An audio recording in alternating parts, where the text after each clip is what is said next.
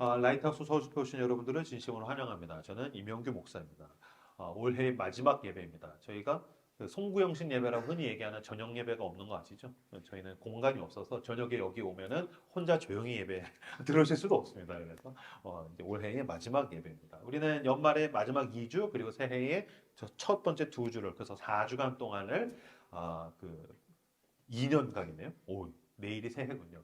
그러니까 연말에 2주, 새해 2주 걸쳐 4주간을 우리가 가야 할 길이라는 제목으로 그리스도인이 본질적으로 붙들어야 되는 지점에 대해서 살피고 있고 오늘은 그 두 번째 시간 cultivate라는 제목으로 함께 말씀 나누도록 하겠습니다. 요행이라는 단어가 있습니다. 요행이란 무엇입니까? 그 사람이 어떤 것에서 노력하거나 대가를 치르지 않았는데도 불구하고 좋은 것을 얻고 싶을 때 넌 요행을 바란다. 나는 그것에 대해서 충분한 노력을, 원인을 제공하지 않았는데 나는 그거보다 훨씬 큰 것들을 얻고 싶어 할 때 요행을 바란다라고 이야기합니다. 예를 들까요? 고등학생이 있습니다. 얘는 이제 공부를 하지 않아요. 시험 기간이 오고 있는데 얘는 계속 TV를 보고 게임을 하고 놀고 그러다가 전날 기도하는 거죠. 하나님 내일 기말고사요. 내일 내가 기말고사 잘 보게 해주세요. 공부는 하지 않았지만 자기가 원하는 결과가 있으니까 기도하면서 하나님 내가 내일 기말고사 잘 보게 해주세요. 그럴 때 너는 신앙심이 좋다라고 이야기하고 넌 요행을 바라고 있어. 넌 신앙을 빌미로 도구 삼아서 넌 요행을 바라고 있어라고 이제 이야기할 수 있을 것입니다. 두 번째 케이스. 저는 뭐 여러분들이 이렇게 소소하게 살 가운데서 작은 소망을 얻기 위해서 로또를 사는 것 뭐 굳이 뭐 막 저주하고 싶진 않아요. 로또 사는 자 화 있을진저 뭐 그런 생각은 안 해요. 뭐 로또 샀냐 지옥에 나가라 그렇지는 않아요. 하지만 로또를 사는 것 그래서 하나님 로또 되게 해주세요라고 당신이 기도한다면 저는 지금 저 형제 저 자매가 요행을 바라고 있구나. 그래서 로또 되게 해주세요. 그럼 저는 뒤에서 주님 절대로 되면 안 됩니다. 제가 아는데 저 인간은 일확천금이 오면 영혼이 박살나는 인간입니다. 주님 충분히 연단하시옵소서. 주여 훈련하게 하시옵소서. 그래서 밟아주십시오. 뭐 이런 식으로. 네, 그렇게 했죠. 물론 이제 다 그러진 않아요. 진짜 너무 힘들면 저 사람 정도 되면 로또가 좀 필요하지 않을까요?라고 하지만 분명한 것은 지금 우리는 어떤 면에서 그 사람은 로또를 통해서 요행을 바라고 있다는 거죠. 우리는 일확천금이 얻어지면 그냥 다 좋다고 생각하는데 잘 한번 생각해 볼 필요가 있지 않을까요? 그 돈을 벌지 못하는데 그 돈을 내가 관리할 수 있을까요? 그런 생각 안 하는 거예요? 나만 하는 거야? 내가 그 정도의 돈을 벌지 못하는데 내가 그 정도의 돈이 내일 오면 내가 그 돈을 건강하게 관리할 수 있겠냐고요. 영원히 산산조각 나겠지. 그러니까 그 정도의 돈을 벌 수 있을 만큼 내가 노력하는 것은 뭐 오케이. 근데 일확천금은 요행일 수 있을 겁니다. 신앙에 요행적인 면이 요행적인 면이 있습니다. 왜냐면 우선 은혜는 내가 원인을 제공하지 않았는데 너무 큰 게 오는 걸 은혜라고 이야기해요. 그래서 사실 기독교의 출발은 이 은혜로부터 출발합니다. 우리가 죄인이었을 때 아무것도 할 수 없을 때 나의 무기력함, 전적인 무능함, 나의 죄와 죽음을 위해서 예수님이 대신 십자가에서 죽으시고 우리를 구원하심으로 신앙이 출발해요. 이건 굉장한 선물로 은혜로 어떤 면에서는 요행보다 더 큰 개념으로부터 출발하죠. 하지만 신앙은 점점 나의 노력을 통해서 유지됩니다. 그러다가 점점점 내가 대가를 치르는 것으로 신앙은 나를 끌고 갑니다. 그래서 이걸 뭐라고 얘기합니까? 헌신이라고 이야기합니다. 심지어 예수님은 너희들은 나를 따라오려면 자기를 부인하고 자기의 십자가를 지고 올지니라 따라와라 라고 얘기했는데 이 십자가는 무엇입니까? 죽음이죠. 그러니까 예수님은 점점 이 신앙은 내가 대가를 치르고 내가 희생을 치르는 방식으로 가게 된다는 겁니다. 그래서 은혜로 출발해서 내가 노력하고 희생을 향해서 신앙은 우리를 인도한다라는 거예요. 근데 반대로 우리는 은혜로 출발해서 더 이상 뭘 하고 싶어 하지 않아요. 요행을 바라는 거죠. 계속해서 요행을 바라요. 오늘은 좀 그 부분에 대한 이야기를 함께 좀 살펴보려고 합니다. 성경은 계속해서 요행을 우리에게 강조하지 않고요. 뿌린 대로 거둔다. 사실 이 측면의 성경에서 이야기하는 게 제일 많습니다. 뿌린 대로 거둔다. 뿌린 대로 거둔다는 것이 무엇입니까? 좋은 걸 뿌렸으면 좋은 걸 얻게 되고 안 좋은 걸 뿌렸으면 안 좋은 걸 얻게 될 것이다. 그리고 좋은 열매를 걷고 싶다면 너는 좋은 방식으로 경작해야 한다.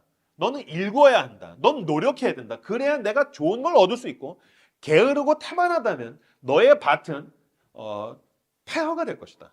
너의 밭은 잡초밭이 될 것이다 라고 우리에게 이야기하는 겁니다. 신약에서 보면 예수님이 그 십자가에서 죽으셨다가 부활하셔서 승천하시거든요. 그때 성령을 주십니다. 사람들이 성령 그러면 능력을 생각해요. 성령의 능력. 성령 그러면 기적. 기적. 아니요. 성령과 능력은 연결되지만 그 사이에 단계가 하나가 더 있습니다. 사람들이 이 부분은 간과하는 듯합니다. 자, 사도행전 1장 3절에서 4절 말씀 같이 보겠습니다. 사도행전 1장 3절에서 4절 말씀 같이 읽겠습니다. 시작. 그가 고난 받으신 후에 그들에게 확실한 많은 증거로 친히 살아계심을 나타내사 40일 동안 그들에게 보이시며 하나님 나라의 일을 말씀하시니라. 사도와 함께 보이사 그들에게 분부하여 이르시되 예루살렘을 떠나지 말고 내게서 들은 바 아버지께서 약속하신 것을 기다리라. 아멘. 성령은 우리에게 요행을 가져다 주는 분이 아닙니다. 성령이 임할 때니 어떻게 됐습니까? 자, 그가 고난 받으신 후에 또한 그들에게 확실한 많은 증거로 친히 살아계심을 나타내사 40일 동안 그들에게 보이시며 하나님 나라의 일을 말씀하시니라. 성령이 임하기 전에 예수님께서 뭐 하셨다고요? 40일 동안 말씀을 가르치셨다는 거예요. 그러니까 그의 제자들이 야, 나 부활했어. 내가 성령 줄 테니까 가서 능력을 일으켜. 그게 아니고요. 예수님 부활하신 다음에 40일 동안 말씀으로 훈련을 시키셨다는 거예요. 말씀으로 40일간 훈련을 시킨 다음에 사도와 함께 모이사 그들에게 분부하여 이르시되 예루살렘을 떠나지 말고 내게서 들은 바 아버지께서 약속하신 것을 기다리라. 40일 동안 말씀으로 훈련을 시키신 다음에 나 이제 승천한다. 그런데 기다려라. 성령이 임할 때까지 니네 기다려라. 뭐하고 기다릴까요? 기다려서 뭐 넷플릭스 볼까요? 유튜브 볼 때 성령이 임하셨나요? 모여가지고서 막 마피아 게임 너가 마피아지 그때 성령이 임했나요? 아니요. 그들은 모여서 기도했습니다. 이게 며칠이 걸릴지 모르겠지만 그들은 계속해서 성령을 기다리면서 기도하고 또 기도하는 가운데 하나님의 때가 찼더니 성령이 임한 것입니다.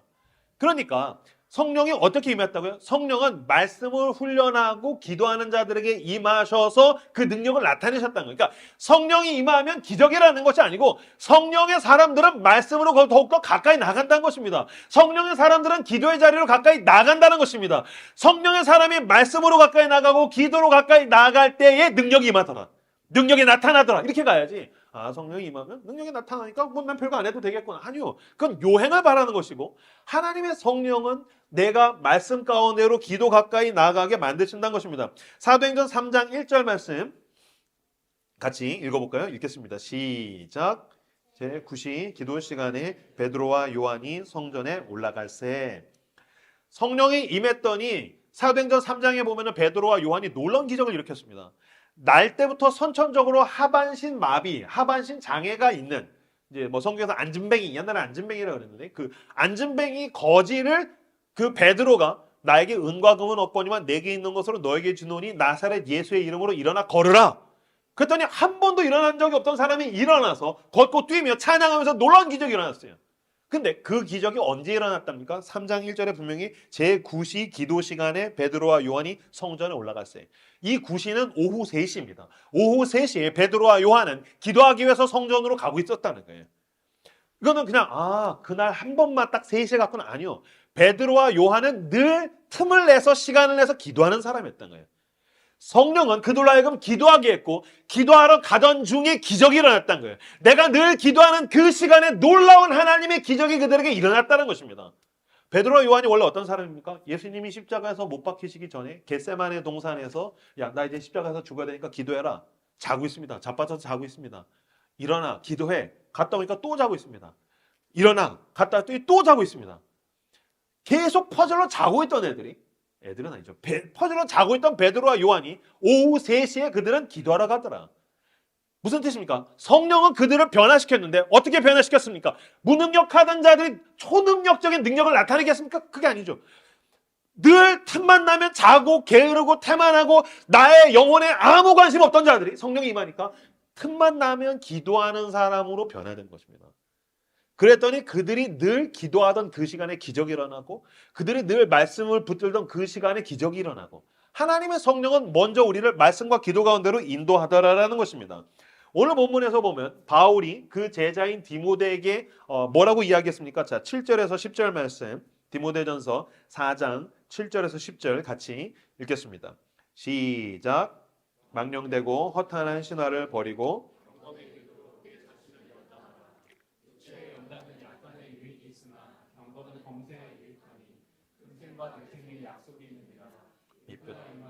모든 사람이 받을 만하더라.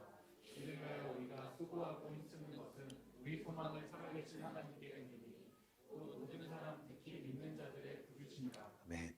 7절 보세요.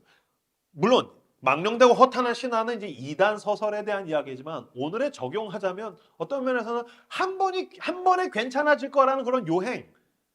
망령되고 허탄한 신화를 버리고 경건에 이르도록 네 자신을 연단해라. 근데 경건, 연단 단어가 어렵죠. 특히 여기 가운데 비그리스도인이라든지 교회를 나온 지 얼마 안 된 분들은 뭐 경건, 연단 무슨 소리야. 유지 피터슨이 메시지 성경에서 이 대목을 이렇게 썼습니다. 하나님 안에서 날마다 훈련하십시오. 영적 무기력은 절대 금물입니다. 화고죠. 하나님 안에서 날마다 훈련해야 합니다. 영적 무기력은 절대 금물입니다.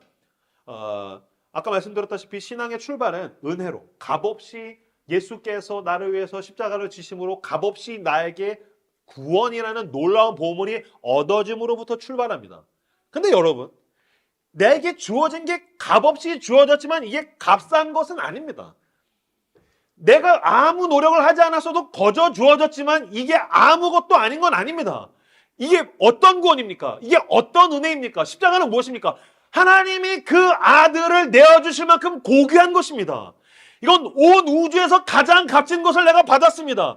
이걸 받아서 이게 얼마나 고귀하고 값진지 아는 사람이 그리스도인이라면 그 사람은 나에게 주어진 구원, 내가 하나님께 예배드리는 것, 하나님이 성경을 통해서 나에게 말씀하시는 것, 내가 기도할 때 하나님께서 나의 기도에 들으시며 내가 기도할 때 하나님께서 나에게 말씀하신 것을 가볍게 여기지 않을 것입니다.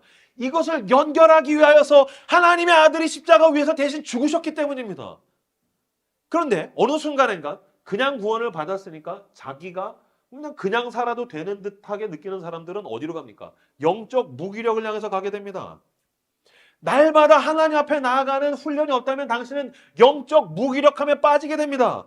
영적 무기력함에 빠지는 사람은 어떻게 됩니까? 하나님이 원하시는 것은 내가 죽어있던 자리, 죄의 자리에서 일어나서 하나님의 사람이 되어서 지난주에 우리가 그 보내심에 대한 이야기를 나눴지 않습니까? 하나님이 나를 이 도시로 보내셨어. 그러니까 나는 cultivate, 경작하는 거죠. 내 영혼만 경작하는 것뿐만이 아니라 내가 살아가는 자리를 경작해서 이 하나님 나라의 열매가 이 도시에, 내 가정에, 내 직장에, 내가 만나는 사람들에게 하나님 나라의 열매가 맺힐 수 있도록 그는 cultivate, 경작하는 거죠. 그런데 영적인 무기력에 빠진 사람들은 그냥 자빠져 있습니다. 그러다가 하나님이 갑자기 뭐 수련회, 아니면 주일날 설교, 우연한 어떤 은혜 일어나요. 일어나서 그 사람은 자기의 영성 관리를 전혀 하지 않으니까 또 자빠집니다. 그러니까 그 사람은 늘 쓰러졌다 일어났다 쓰러졌다 일어났다. 그런 가운데 자아 정체성을 자기는 그냥 늘 일어났다 쓰러진 사람. 일어났으니까 뭐 쓰러지겠지. 쓰러졌으니까 주님이 일으키시겠지. 그 오뚜기 같이 늘 그 자리에만 머물러 있는 사람입니다. 그러니까 그 사람은 사탄이 어떤 면에서 제일 즐거워하는 사람일 겁니다. 냅두면 자빠지니까요. 그 사람에게 영적인 근육이라는 걸 찾아볼 수가 없습니다. 너무나도 작은 것에 휘둘리고 늘 자기의 연민에 빠져 있습니다. 맨날 상처받고 맨날 시험 들고. 아시죠? 저희 교회는 두 가지가 금기어입니다. 상처, 시험, 금기어입니다. 얼마 전에 목사님 상처받았어요. 너가 상처받았다는 말에서 나 상처받았어. 우리는 상처받는 거 없는 거예요. 상처받았어요? 아니, 죽어야 돼요. 십자가에서 죽어야 돼요. 십자가에서 죽은 사람은 상처받지 않아요. 뭐 시험 들었어요? 아니요. 솔직히 얘기해. 삐진 거지. 시험 들었어요? 아니요. 그 종교적인 말 쓰지 말죠. 그냥 삐진 거예요. 저는 속이 좁아요라고 얘기하세요. 저는 이해력이 부족해요라고 이야기하세요. 언제까지 계속 사소한 자기 문제에다가 종교성을 대입하면서 살겠냐고요. 일어나십시오. 날마다 훈련하십시오. 하나님은 당신을 통해서 놀라운 일을 향하기를 원하시는데 왜 맨날 오뚜기같이 자빠졌다 일어났다만 반복하겠습니까? 영적으로 무기력한 사람은 자기의 영혼의 건강을 우연성 속에다가 내어 맡깁니다. 우연히 좋아지겠지. 어쩌다 은혜 받았으니까 어쩌다가 좋아질 거야 라고 생각합니다. 교회가 알아서 해주겠지. 목사가 알아서 해주겠지. 박성수랑 이은용이 알아서 해주겠지. 뭐 사역자들 알아서 해주겠지. 물론 우리는 그러라고 부르심을 받았습니다. 그러나 그렇다고 해서 당신 스스로의 영혼의 건강성을 우연성 속에 내어두어도 된다는 뜻은 아닙니다. 당신은 충분히 자기에게 소중한 것을 위해서 대가를 치르고 있지 않습니까? 자기의 영혼의 상태에서는 아무리 무관심하고 영적인 무기력 상태에 있는 사람일지라도 자기의 즐거움에는 굉장히 발빠르게 움직이고 있지 않습니까? 돈에 대해서 당신은 얼마나 민감합니까? 친구들 몇 명이 모였는데 밥을 먹었는데 밥값을 뿜빠이, 너무 전문 용어네. n분의 1을 했어요. 근데 내가 돈을 더 냈어. 그러면 그게 계속 마음에 남지 않습니까? 내가 더 냈어. 저 새끼 안 냈어. 그 돈 몇 푼 때문에 우리는 그거 되게 민감하지 않습니까? 내가 어떻게 해야지 돈을 더 벌 수 있을지? 당신은 주식과 그다음에 비트코인과 부동산에 민감하지 않습니까? 그죠? 충분히 민감하잖아요. 아니면 당신은 당신의 패션에 민감하지 않습니까? 트렌드에 민감하지 않습니까? 넷플릭스와 유튜브에서 내가 뭘 봐야 될지에 대해서 당신은 기대하고 기도하고 아니 기도 아니지 기대하고 바라고 민감하지 않습니까? 자녀 교육 문제에 대해서 민감하지 않습니까?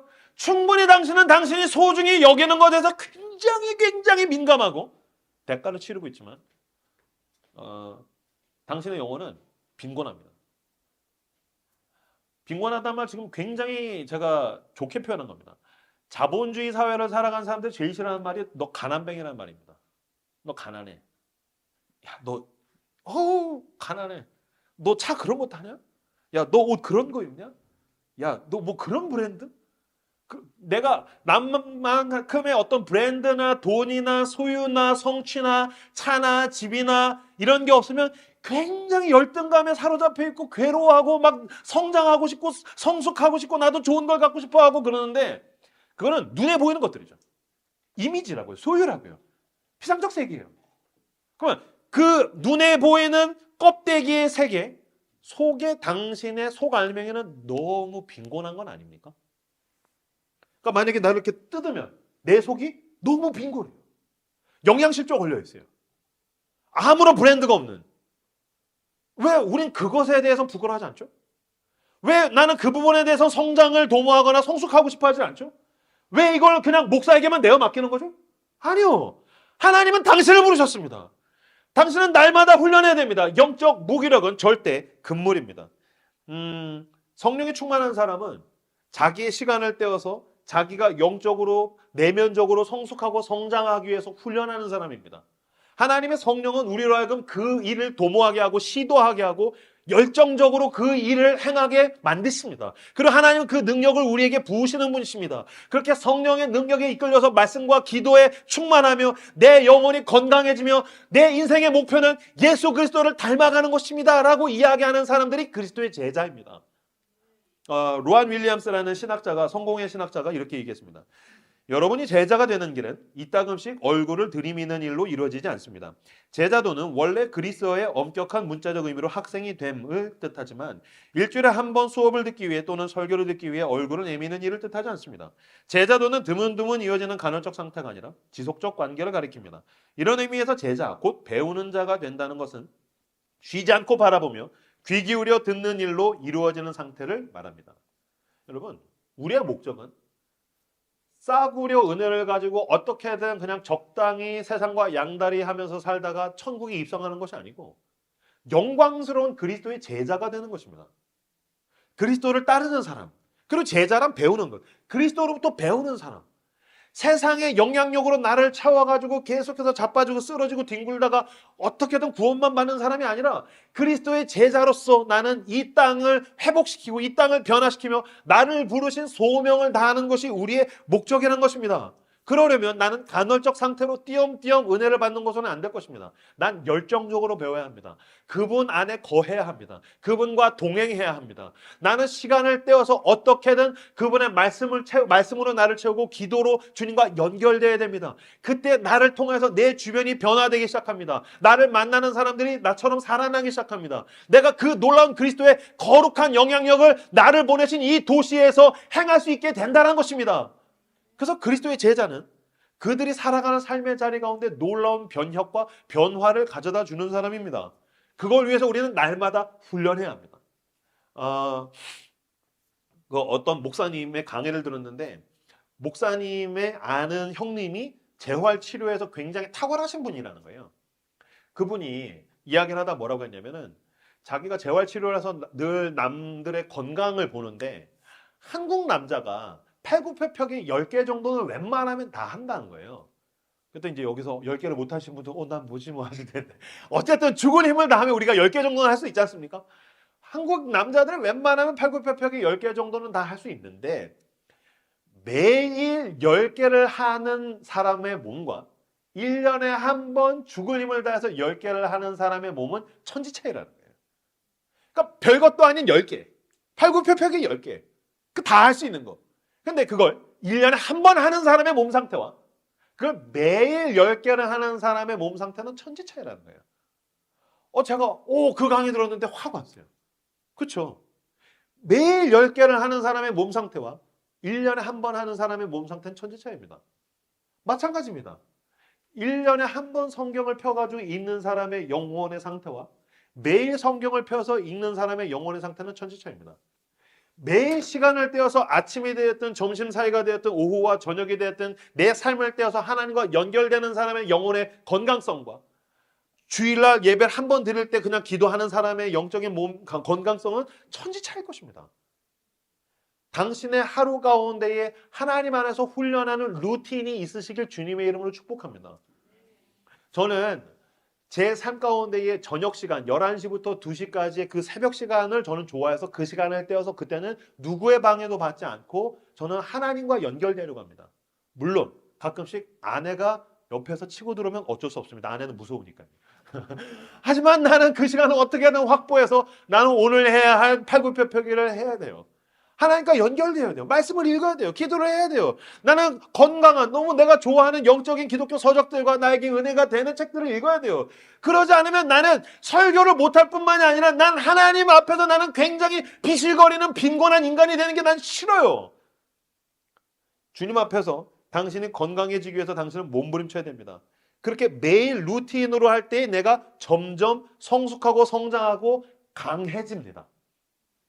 내년도에 제가 목표를 잡은 게 있습니다. 양육과 훈련입니다. 작년, 재작년은 이제 작년이 아니죠. 어쨌든 2023년, 2022, 23년은 이제 하우스 내에서 양육을 위주로 했는데 내년 24년부터는 제가 직접 하는 반들을 이제 만들려고 해요. 제자 훈련반, 뭐 경건 훈련반, 또 이제 리더 훈련반. 그리고 모이면 어쨌든 서로 배우고 가르치고 기도하고. 왜냐면 여러분 교회는 하나님 나라라는 분명한 목적성을 가진 공동체입니다. 아시죠? 저 노는 거 되게 좋아합니다.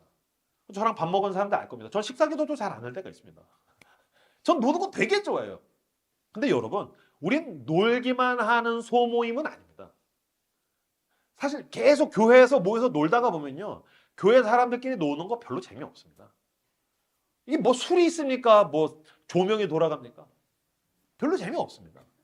진짜 재밌게 노는 건 밖에서 노는 게 재밌습니다. 저도 밖에서 훨씬 재밌습니다. 조명 돌아가는 데서 술 먹고 유흥하고 그게 훨씬 재밌습니다. 이 경건하고 거룩한 인간들끼리 노는 거 재미 하나도 없습니다.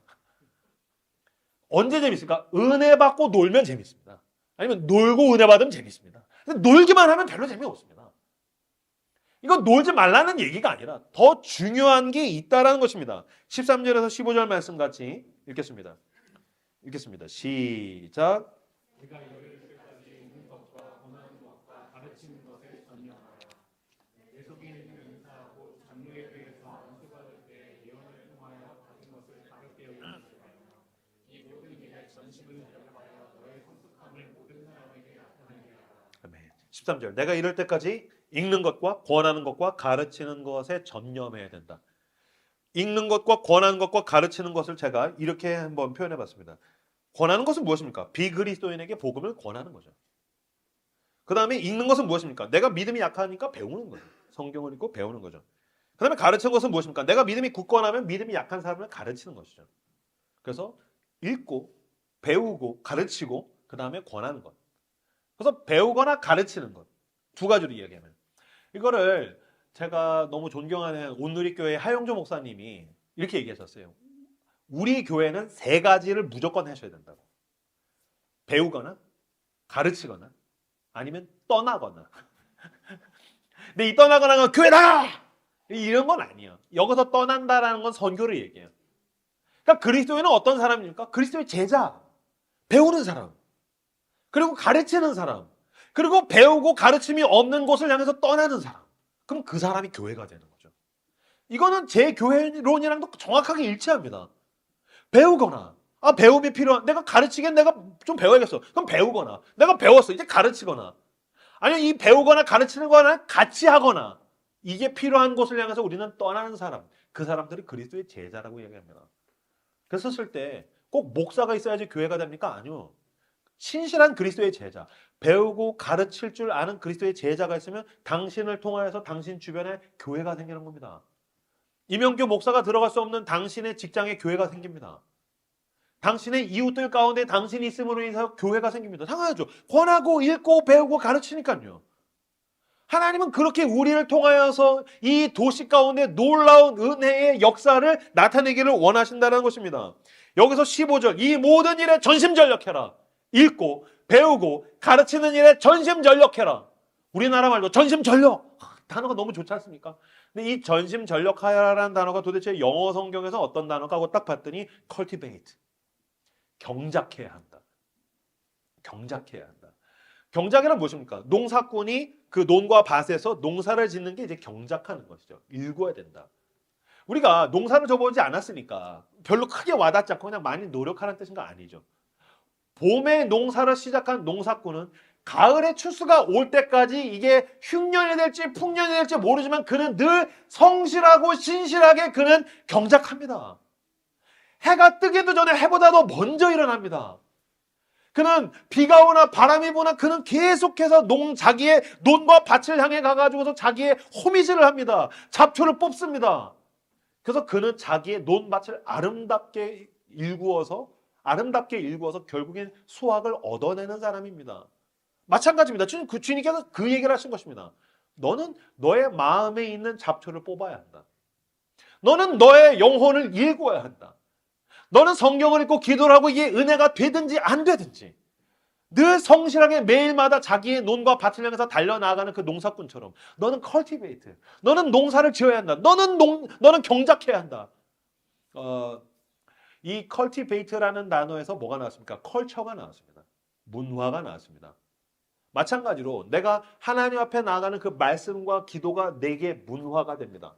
그러면 어떻게 됩니까? 내가 갈 때마다 그 주변에 나로 인하여서 내가 열심히 경작하면 그것이 우리의 문화가 됩니다. 그럼 라이트하우스 서울숲의 문화는 무엇입니까? 힙한 겁니까? 라이트하우스 서울숲의 문화는 무엇입니까? 뭐 청년들끼리 모여가지고서 막 화기애애한 것입니까? 그런 게 문화가 되면 여긴 교회가 아닙니다. 우리 교회의 문화는 무엇이 되어야 됩니까? 말씀을 경작하고 기도를 경작하고 복음을 경작하는 것. 이 컬티베이트로 인하여서 라이트하우스 서울숲의 문화가 생기게 되기를 주님의 이름으로 축복합니다. 체로키 인디언들 가운데 유명한 이야기가 있습니다. 두 마리의 늑대가 싸우고 있다. 선한 늑대와 악한 늑대. 어떤 늑대가 이기겠느냐? 추장이 대답합니다. 당신이 먹이를 주는 쪽이 이길 것이다. 기가 막힌 얘기죠. 내 속에 선한 늑대와 악한 늑대가 싸우고 있다. 누가 이길까요? 당신이 먹이를 주는 쪽이 이긴다. 당신이 선한 늑대에게 먹이를 주면 선한 늑대가 커져서 이기고 악한 늑대에게 먹이를 주면 악한 늑대가 커져서 이긴다는 거예요. 마찬가지입니다. 당신의 안에서 여러 마리의 늑대가 싸우고 있을 것입니다. 누가 이기고 있습니까? 당신은 알겠죠. 당신의 일상 가운데서 어떤 늑대가 이기고 있습니까? 당신은 지금 선한 일을 도모하고 하나님 나라를 향하여서 정말 멋진 일들을 향해서 나아가고 있습니까? 아니면 남모르게 계속해서 은밀한 가운데 죄를 키워가고 있는 건 아닙니까? 하나님과 교회 앞에 들킬까 봐 부끄러워하고 있는 것은 아닙니까? 선한 늑대에게 양식을 줘야 됩니다. 하나님이 원하시는 그리스도의 제자의 모습이 되기 위해서 영의 양식을 내 영혼에 공급해야 합니다. 기도로 그 영의 양식을 공급해야 합니다. 그래서 내가 영혼이 강건해지게 만들어야 됩니다. 반대로 난 죄악에 대해서 굶겨야 합니다. 먹이를 차단해야 됩니다. 먹이를 차단해서 굶겨서 말려 죽여야 됩니다. 내 눈의 죄, 내 마음의 죄, 내 입술의 죄, 내 행동의 죄, 내 생각의 수많은 그 죄에 대해서 매말려야 합니다. 죽여야 합니다. 그리고 영의 양식을 공급해서 내 영혼이 강건해질 때 당신은 그리스도 안에서 승리하게 되는 줄로 믿습니다. 만약에 제가 개를 키워요. 근데 반려견이에요. 우리 개 너무 예뻐. 우리 성수 너무 예뻐. 그래가지고 얘를 막 아껴서 데리고 나가서 막 엄청 맛있는 걸 사줘요. 막 옷도 사주고 막 사랑해. 막 그 다음에 그날 하루만 얘한테 막 엄청나게 서비스 해준 다음에 얘를 창고에다가 넣어요. 그리고 가둬놔요. 그리고 일주일 내내 밖에 못 나오게 해요. 그리고 다시 일주일 그날이 되면 얘를 데리고 나와서 막 폭식을 시켜요. 막 좋은 걸 다 사줘요. 막 너무너무 사랑해줘요. 그리고 다시 창고에다가 가둬요. 얘는 일주일에 하루만 나오는 거예요. 그럼 지금 제가 얘 뭐 하고 있는 겁니까? 사랑하는 겁니까? 학대하는 거죠. 이건 학대하는 거예요. 마찬가지요. 당신은 당신의 영혼을 학대하고 있지는 않습니까? 일주일에 하루 나와서 예배에서 은혜 받고 창고에 들어가 있어. 월화수목금토 난 내 마음대로 살 거야. 막 노크해요. 문 좀 열어줘. 내가 메말라 가고 있어. 죽겠어. 가만히 있어. 주일이 와야 돼. 주일이 와서 문을 열어줘요. 자, 가자. 예쁘게 화장해야지. 이쁘게 꾸미고 교회 가서 쪽팔리게 하지 마. 믿음이 좋은 사람처럼 행동해. 알았어? 가가지고도 하고서 주일이 끝나면 폭식하고 가던해요. 당신은 당신의 영혼을 학대하고 있는 거예요. 꺼내세요. 함께 하세요. 지속적으로. 늘 내가 영적으로 훈련하여서 강건한 영혼을 가지게 되기를 주님의 이름으로 축복합니다. 아까 읽었던 8절 말씀, 육체의 연단은 약간의 유익이 있으나 경건은 범사에 유익하니 금생과 내생의 약속이 있느니라. 말이 어렵죠? 이걸 8절을 메시지 성경에서는 이렇게 표현했습니다. 같이 8절, 체육관에서 몸을 단련하는 것은, 자, 같이 읽겠습니다. 시작. 유익하지만 하나님 안에서 훈련받는 삶은 훨씬 유익합니다. 그런 삶은 현재는 건강하고 영원토록 그들의 건강하게 해줄 것입니다. 네. 경건이 무엇입니까? 그 개역개정에서 8절에 보면은 육체의 연단과 대꾸되어 있습니다. 육체의 연단과 경건이 대꾸되어 있어요. 육체의 연단이 영어로 physical exercise, 육체의 운동. 그러면 경건은 뭐라고요? 영혼의 운동. 근데 이 성경에서는 메시지에서는 체육관에서 몸을 단련하는 것도 유익하지만 하나님 안에서 훈련받는 삶은 훨씬 유익합니다. 그래서 경건이란 무엇입니까? 피지컬 엑서사이즈가 아니고 그러면은 경건은 스피리추얼 엑서사이즈, 영혼의 운동. 그러니까 여러분 가운데도 지금 운동을 하시는 분들이 계시겠죠. 저도 일주일에 한두 번 정도 이제 체육관 가가지고서 헬스를 합니다. 한 열흘 정도 운동을 안 했더니 다시 이 디스크 때문에 허리가 욱신거려요. 아파요. 그럼 난 지금 뭐 해야 됩니까? 난 내일 당장 운동해야 됩니다. 마찬가지로 당신은 당신의 영혼에 대해서 더 민감해져야 됩니다. 운동해야 됩니다. 근육이 필요합니다. 날마다 하나님 앞에서 훈련해서 영적인 무기력을 벗어나길 원합니다. 이것에 대해서 설교 준비할 때 홍 목사님, 이제 홍민기 목사님이랑 같이 준비하는데, 오케이. 그럼 열심히 운동하면 몸짱. 이거는 열심히 영적인 운동을 하면 형규야, 영짱이라고 하자. 영짱은 저는 조금. 열심히 운동해서 바디 프로필을 찍듯이 영적인 바디 프로필을 찍자. 그게 저희 서울숲에서는 약간 제 스타일은 아닌 것 같은데. 하지만 여러분 영장이 되십시오. 당신은 영장이 되어야 됩니다. 영적인 바디 프로필을 찍어야 됩니다. 앞에는 편집하면 되니까 열심히 영적인 무기력을 벗어나서 영성으로 운동을 해서 영장이 되는 저 여러분들이 되시길 그리스도 여러분 축복합니다. 앞뒤적으로 인사해 볼까요? 영장이 되십시오. 부끄러움은 우리의 몫이군요. 분명한 것은 날마다 하나님 앞에서 시간을 떼어서 하는 영성 훈련은 당신을 영원토록 건강하게 할 것입니다. 그거는 나만 건강하게 하는 것이 아닙니다. 당신이 당신의 가정을 건강하게 만들고 싶다면 사실 당신에게 있는 문제는 당신의 영혼의 건강성입니다. 당신의 마음의 문제인 거죠. 영성의 훈련은 내 가정을 더욱더 강건하게 만들 것입니다. 당신의 직장 생활, 당신의 인간관계, 교회 공동체에서 내가 이 소명을 이루는 데에서 너무나도 중요한 것은 매일마다 루틴으로 시간을 떼어서 영성 훈련을 하는 것입니다. 그것은 당신을 영원토록 건강하게 할 것입니다. 사람들이 자기의 약함에 대해서 굉장히 관대해요. 저는 선천적으로 타고났어요. 저는 좀 그런 것 같아요. 약한 것 같아요. 물론 당신이 장애가 있거나 누가 봐도 객관적으로 아픔이나 상처나 고통과 약점이 있다면 우리가 함께 그것들을 관대함 가운데에 내 삶을 떼어서 이해해주고 섬겨줘야 될 것입니다. 근데 그게 아니라면 그냥 적당한 자기 연민 때문에 난 약해서 라고 한다면 당신은 그 약함을 맞서야 합니다. 약함을 내어 던지고 버려야 합니다. 저항해야 합니다. 성경은 그 약함에 대해서 우쭈쭈 해주고 있지만은 않다는 점을 당신은 알아야 합니다. 이번 주에 크리스마스 때 동두천에서 같이 예배드린 한 자매가 카페 갔는데 이렇게 묻는 거예요. 목사님, 악함과 약함의 차이가 뭔가요? 질문이 너무 좋았어요. 왜 그런 질문을 해요? 그랬더니 자기가 다시 신앙생활을 열심히 하려고 보니까 자기 안에 악함도 있고 자기 안에 약함도 있더라는 거예요. 그래서 악함은 저항해서 나빠. 이건 악한 거야. 근데 약해서 막 어떻게 하는 건 자기가 어떻게 대해야 될 줄 몰라서 약해서 신앙생활이 힘들고 하나님을 사랑하지 못하고 하나님 뜻대로 살지 못한 거 어떻게 됐나 그래서 자기가 묻는다는 거야. 악함과 약함의 차이가 무엇입니까? 라고 묻더라고요. 그래서 제가 대답했어요. 악함이란 옳은 일에 대해서 약하다는 뜻입니다. 악하다는 건 옳은 일을 생각하기에 약하다는 뜻입니다. 악하다는 건 옳은 일을 말할 때에 약하다는 뜻입니다. 악하다는 건 옳은 일을 행동으로 하기에는 그 사람이 약하다는 뜻입니다. 그러므로 당신은 당신의 약함과 맞서야 합니다. 하나님은 당신을 강하게 하시며 하나님은 당신을 붙들어 주시며 하나님의 강력한 힘이 당신에게 성령으로 인해서 부어질 것입니다. 이 약함을 내버려두면 당신은 필연적으로 악하게 될 것입니다. 무슨 뜻인지 아시겠죠? 그러니까 우리는 우리의 약함에 대해서 너무너무 우쭈쭈하죠. 아니요. 성경은 당신의 약함을 맞서라고 이야기합니다. 선한 일에 지혜롭고 악한 일에 미련하다. 또한 에베소서 6장 10절 16절 말씀 같이 읽겠습니다. 시작.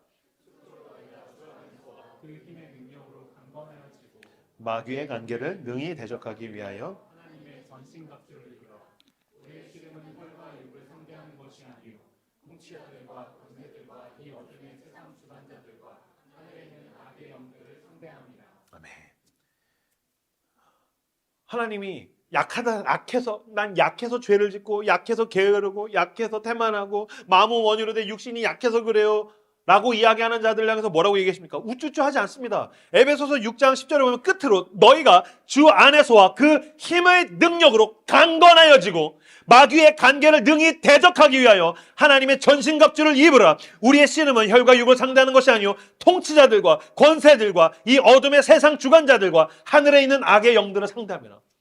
여기서 나오는 말씀에서 나오는 느낌은 어떤 겁니까? 전 두 가지를 느낍니다. 첫 번째, 무슨 군대 훈련 조교 같아요. 비실거리는 훈련병들에게 뛰어! 푸시업! 하나 더!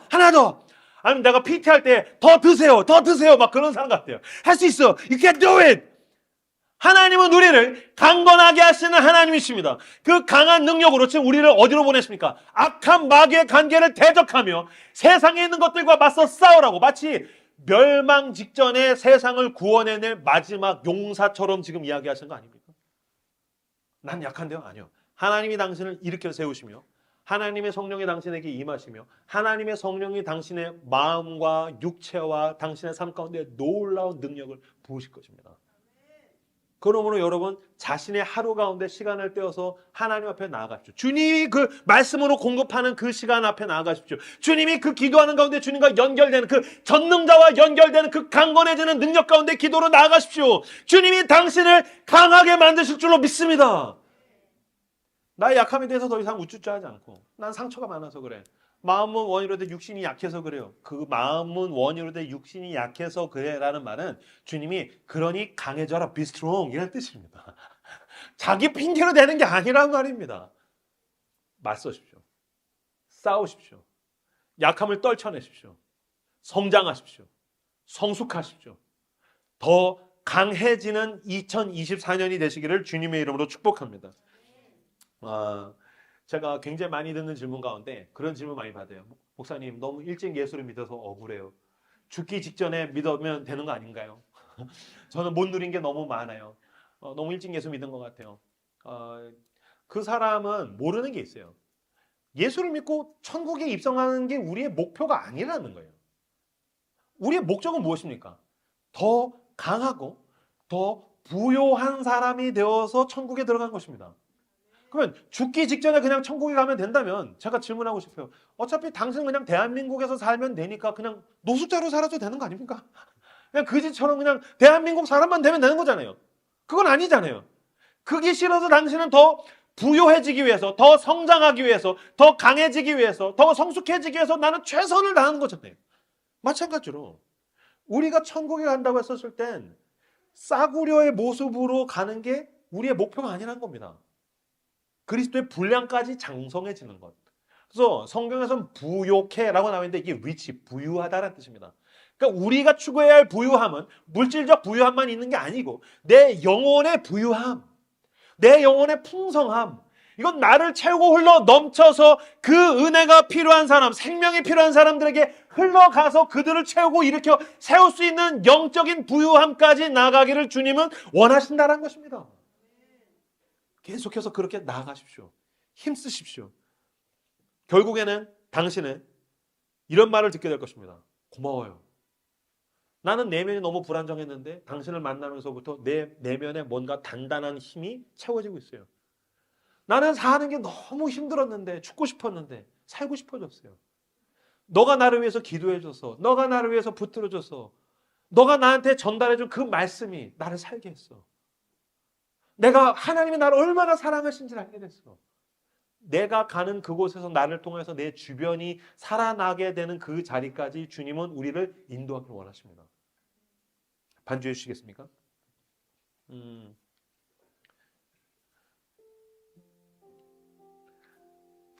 지난주까지 저희 집에서 계속 울려 퍼지던 노래는 제가 말씀드렸다시피 BTS 정국의 Standing Next to You. 저희 부부가 BTS에 입덕을 하면서 그 노래를 일주일 내내 들었는데 지난주부터 새로운 노래가 이제 일주일 내내 나왔어요. 저희 아내가 이제 필리핀 선교를 저희 가족이 다 같이 가는데 이것도 이제 필리핀 선교 같이 가시는 분들 계시죠? 제 아내가 교육팀장을 맡았습니다. 그래서 필리핀에 있는 아이들에게 이제 노래와 춤을 가르치기 위해서 선곡을 했는데 그 노래가 He's Changing Me라는 노래예요. 어린이 찬양이에요. He's Changing Me 사랑해 주님 막 그 꼬맹이들이 부르는 노래예요. 처음에는 아 귀엽다.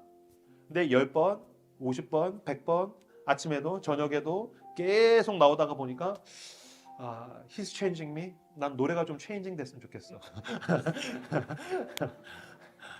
아, 미쳐버릴 것 같아. 근데 그걸 넘어서서 계속 듣다 보니까 가사가 들어왔어요. 어느 순간인가 가사가 제 마음에 가득히 채워졌는데 너무 좋은 거예요. 화면 보이시죠? He's changing me. 그는 나를 변화시킵니다. 사랑의 주님. 아니에요. 옛날 알던 그 사람. 아니에요. 예수를 믿기 전에 그 사람이 아니에요. 예수 믿기 전에 이명균 십자가에서 죽었어요. 아니요. 작년에 이명균은 십자가에서 죽었어요. 주님은 나를 새롭게 하셨어요. 주님은 나를 성장하게 하셨어요. 주님은 나를 한 놈급만큼 내가 노력한 만큼 더 예수를 닮게 만드셨어요. 아니에요. 옛날 알던 그 사람. 때론 느리지만 난 알고 있죠. 언젠가 완전해질 거예요. 할렐루야. 매일매일 조금씩 매일매일 변하죠. 그리스도인의 삶은 무엇입니까? 매일매일 조금씩 매일매일 변하죠. 변질이 아니라 매일매일 조금씩 매일매일 그리스도를 따라 그렇게 하루만큼 내 영혼이 강건해지며 내가 그리스도를 사랑하고 이웃을 사랑하고 소명을 향해서 나아가고 매일매일 조금씩 매일매일 변하죠.